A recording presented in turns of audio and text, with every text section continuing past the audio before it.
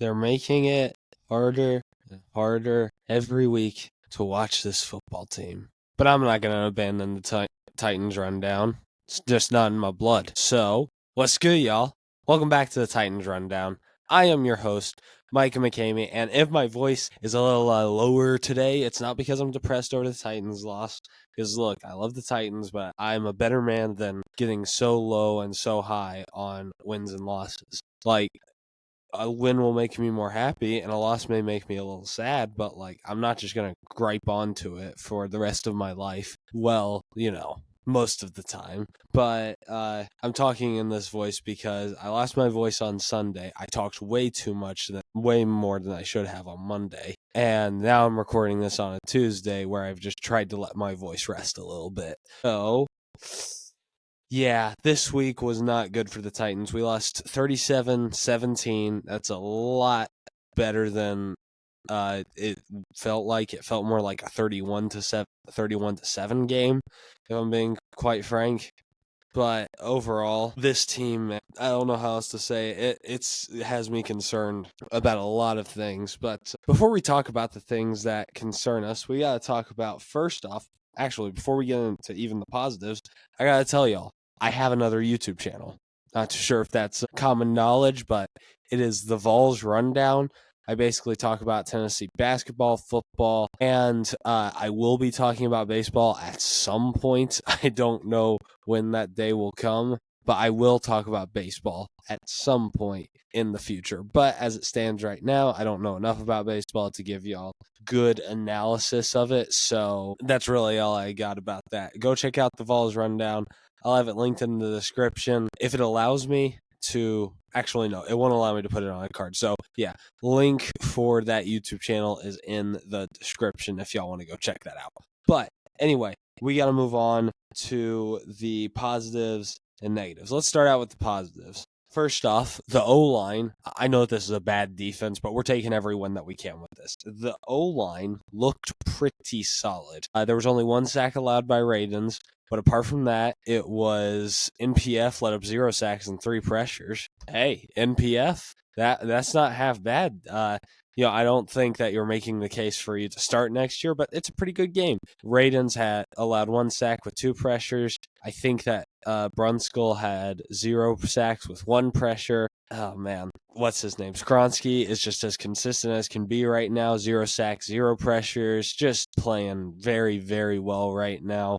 And for all the people that were trying to deem him as a bust earlier on the season, how he only had 1 good game against the Jags, I think you finally have permission to shut up. But also, Latham finally having a nice little bounce back week. No sacks allowed, 2 pressures total. Very solid and fine game from him. So overall, O-line played pretty well, especially Skronsky. He just keeps on getting better and better. And Latham will be getting better as his just entire career goes on. And I'm very excited to see that left side of the line grow. Because even if we do go through some dark days, we will still have a very solid left side of the O-line, which is what we need if we are going to pull ourselves out of those dark days in a few years. But anyway, let's move on to the second positive. This was just me trying to find, some of these for me were just, picking out specific things. Like Mason Rudolph, he didn't play, lights out or anything. He threw a really bad interception, not as in, it was a bad read like Levis, but, he threw it over the head of his receiver and it went straight into the Bengals player's hands. Obviously, still not the guy, but he looked so much better than Levis did. We'll get to Levis, but he looked pretty decent. Callie hinted at that they're probably just going to roll with him for the rest of the season, which honestly I think is the smart decision because even though it's like picking between 2 piles of feces, there's very clearly one that is better than the other, and obviously Mason Rudolph is better than Will Levis, as it stands right now at least. Callahan's got to prove that the offense can 100% work with Rudolph, because if it can work with Rudolph, who is less bad than Will Levis, then it will work with somebody that he is given time to either develop or a free agent this next year, like Sam Darnold or Jameis Winston. I mean, I know that Jameis Winston will look like Will Levis every other week, but he'll also look like one of the best quarterbacks in the league those other weeks that he's not looking like Will Levis, which is kind of the upside and the downside of him, because he'll give you really good games, but he'll give you some really bad games.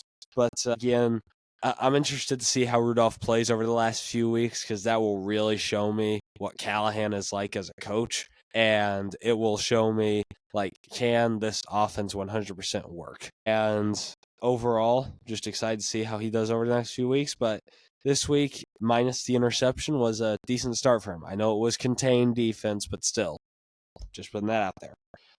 Next thing, again, really picking out specific things. I obviously saved the best positive for last, and y'all know exactly what it is if you watch the game or have even just been on social media at any point this week.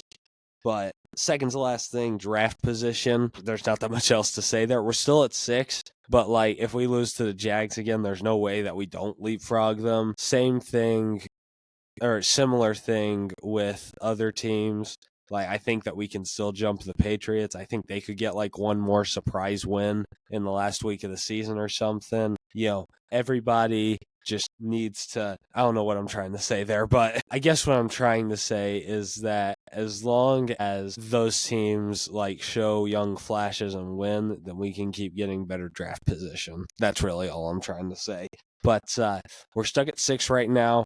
Don't be shocked if we get as high as 3 by the end of the year. That's really all I got to say on that. So hopeful that we can get a good draft position and go drafts. Ooh, man. Two options, okay? Because, like, here's the thing. Again, we'll get to Levis, but as bad as he played, I still would way rather build this roster before we draft a quarterback, especially somebody that's as much of a project quarterback as Shedeur Sanders or Cam Ward even. Like, those two guys embody the two biggest problems that Will Levis has. Standing in the pocket for too long is Shedeur Sanders, and making stupid decisions for no reason is Cam Ward's biggest problem. Both of those guys are probably not going to end up being too amazing, even with Shedeur getting all the hype that he has. I still just don't think he'll be a great NFL player. He's QB 1 or 2, but he's still not that great. So it's obviously between right tackle and edge. And look, okay, it's been brought to my attention that there's not a right tackle that really fits the Titans in the draft, at least. So I really want Abdul Carter, like really, really badly. That dude could change the game for us on defense. Okay, Harold Landry gets to be exactly what he should be, a cleanup guy that is like the second best pass rusher on a team. Because here's the thing, love it or hate it, whenever he was here, the best pass rusher on this team was Danico Autry. Now, has he been that great this year? Texans fans, I don't know why you would be watching a Titans show, but you would have to tell me, because I haven't heard too much about him, which makes me think that he hasn't played that great, but that is probably wrong, and I'm sure that he's been playing pretty decent. But anyway, where even was I? Oh, yeah, right.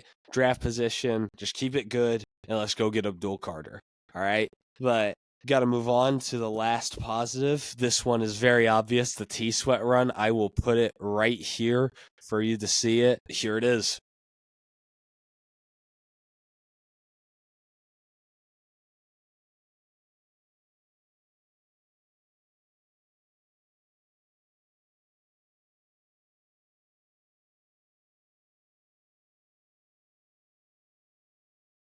As you can tell, it is one of the most beautiful, beautiful runs you will ever see from a big man. Like, it made me get so excited. I was in the crowd and I was just go, and I was just so excited just to see him just run to like the 40-yard line. I saw a meme that said, "Gonna tell my kids this was Derrick Henry," because he threw a Derrick Henry-esque stiff arm, as you could tell from that clip. Like, my gosh, that dude absolutely just went through everybody. And I was very, very happy to see that. He also played a pretty good game. Again, forced a fumble, obviously. And he also was very good at run stopping. So, pretty good game from him, at least all things considered. That's really all I got to say. And the run D in general was pretty decent. But then we got to get into the negatives, which is, again, the D line, but this time it's for pass rushing. Golly, the amount of times that Joe Burrow just sat back there like a sitting duck, letting the game unfold. The receivers were running all over the place. We couldn't even get a coverage sack with how much time he had back there. Like, again, It's the Bengals offensive line. Why is the Bengals offensive line, which is historically just not a good unit, how on earth do they block you that easily? Like, that's whenever you know this pass rush has a problem. And that's why I want a pass rushing edge in the first round. We need somebody that can change the game in the pass rush and make sure that we end up being very solid. Is really all I gotta say. Oh yeah, also, we do need some young linebackers in there because Kenneth Murray isn't gonna get it done. We're gonna have to wait a while before James Williams and Cedric Gray become anything amazing. Luke Gifford I think he had the interception, or it was Neiman, whoever it was. That linebacker had a nice interception, but apart from that, they really have not been anything too amazing. So we're gonna need another young linebacker. Anyway, again, pass rush needs to be improved by next season. Okay, and I don't even care what we do in the draft. Please get some type of pass rusher in the first or the second. I don't care. I would prefer Abdul Carter, but hey, if you want to draft a right tackle that you think fits the system, go ahead. If I'm being quite frank with you, I think that they're probably going to sign Jedrick Willis and then go get a guy like Abdul Carter in the draft, but I could be completely wrong on that. Anyway, next thing, coaching. Golly. Okay, I'm not even putting coaching on here as like, well, yeah, they did this horribly or they did that horribly. I can't really tell at this point if the scheme stuff is a coaching problem or if it's that the players just aren't creating separation. But it's the fact that this was the week that you've got to go get a win for your head coach, okay? Like a few weeks ago, you had to go get a win for your owner. You did that. That was a beautiful moment, one of the best moments that I've seen from the Tennessee Titans roster, especially in the state that it is now. Like one of the best I've seen since 2021, quite honestly, with y'all. That was amazing. It was an amazing experience. And here was my thought process. We got to go win this game for Cali. Okay? That will show that this team, this program is bought in and that they want to go play hard for him. But apparently, playing hard for him looks about how it does every other week. This team did not look like they were fighting that hard. The game wasn't competitive after the first quarter, and it was just overall just not a good experience watching the game. And that's why you hear people and rumblings on Twitter begging for him to be fired, because they can just tell, just based off of this performance alone, he's just not. It's that he lacks that motivation, that motivation factor. Like, here's the thing. They compare him to Dan Campbell and Kyle Shanahan. They're just like, Kyle Shanahan started out 0-9, Dan Campbell started out 0-11 or something like that. Well, if y'all want to go take a look at this, then we can. The difference is, first off, those teams got better as the year went on. I feel like the Titans have somehow gotten worse.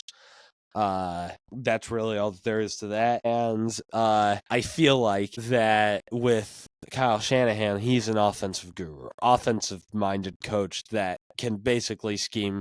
If I went out there and played a game in the NFL, he could probably scheme me for like 4 receptions for 40 yards and a touchdown. Like, he is just a very good offensive mind, even with the San Francisco 49ers struggles this year, which are partially due to injury, if we're being completely honest. But what else is there? Oh, yeah, and then there's Dan Campbell.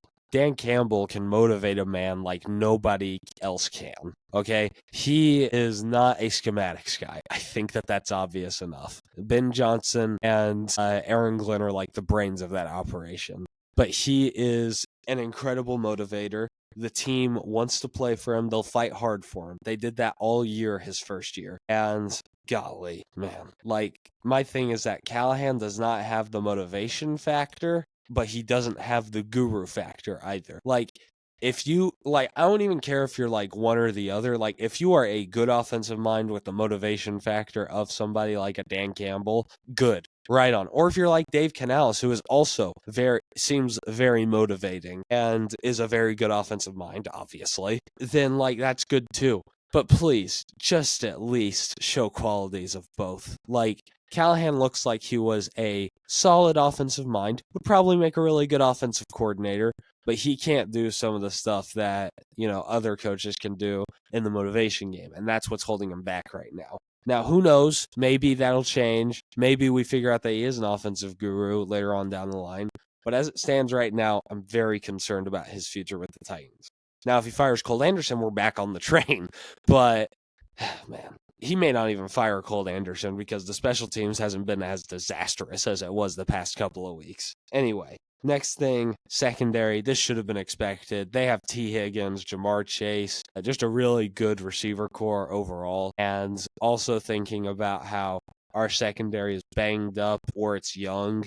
Like, they were obviously going to destroy us, and there's really not that much else to say to that. JBJ, again, I still think that he's a very good rookie, and I think that he has a very bright future with the Titans, but obviously wasn't going to, just destroy T. Higgins or Jamar Chase. Same thing with Darrell Baker, except minus that really bright future thing, because I think he's just one of those nice little feel-good stories for the next couple of weeks, and then we'll probably forget who he even was. Kind of like that one safety from the 2022 season. If y'all remember him, his name is Andrew Adams. He had some really good games throughout that 2022 season, but then he just absolutely destroyed his knee and never heard of him after that season. But anyway, and then there was also one more cornerback who I can't. Oh, yeah, Cheeto. Cheeto played fine, of course, but secondary, not that great. Should have been expected.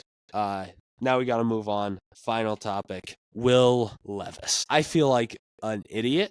I feel like a buffoon, and I feel like a clown because I have been backing this man for the past couple of weeks. I was backing him whenever he was having that really good stretch of games. I even backed him last week. Actually, I may not have backed him last week, but last week, I was thinking in my mind, I may not verbalize this, but I was thinking in my mind, okay, this is an off week. No big deal. He can bounce back from this. But he didn't. He really did not bounce back. He reverted back to his Chicago Bears, New York Jets, Green Bay Packers self. That's how bad this was. Absolutely horrible game. And I think that it was made obvious that after that pick six, that sealed the deal. He's not going to be the guy next year. I'm sorry to everybody in the crowd that actually thinks that he still has a future in the NFL. I'm sorry, he doesn't.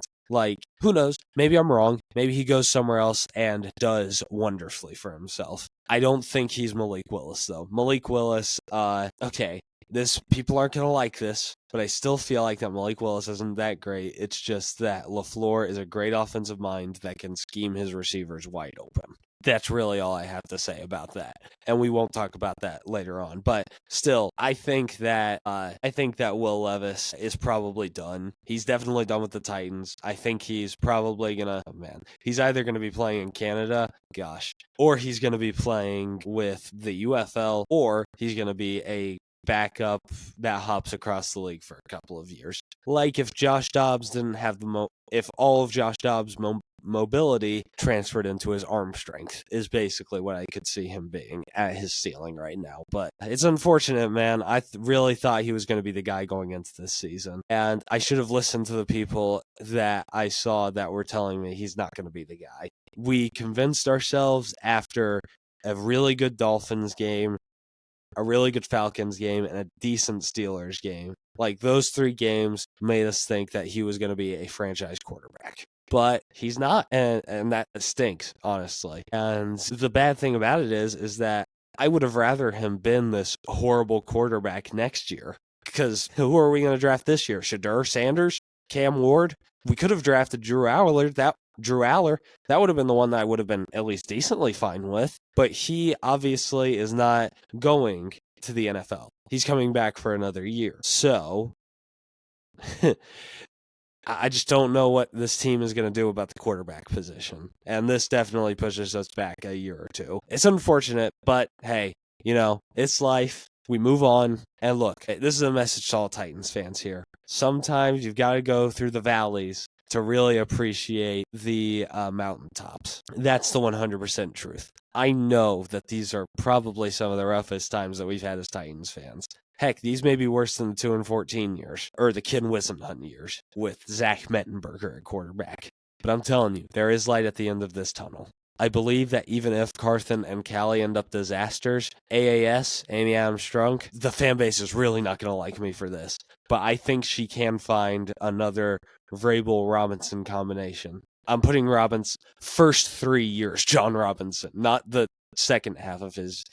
But like, I'm sure that she can find another duo like that that can make a great football team again. I can promise you that. But anyway, that's going to do it for today's episode. I have Instagram, Twitter, and TikTok all under the Titans Rundown. And hey, you still haven't checked out the Vols Rundown if you're still watching this episode. So go check that out right now. You can even skip the outro. But anyway, that's going to do it all for me. This has been a rundown of your Tennessee Titans. I love y'all, and tighten up.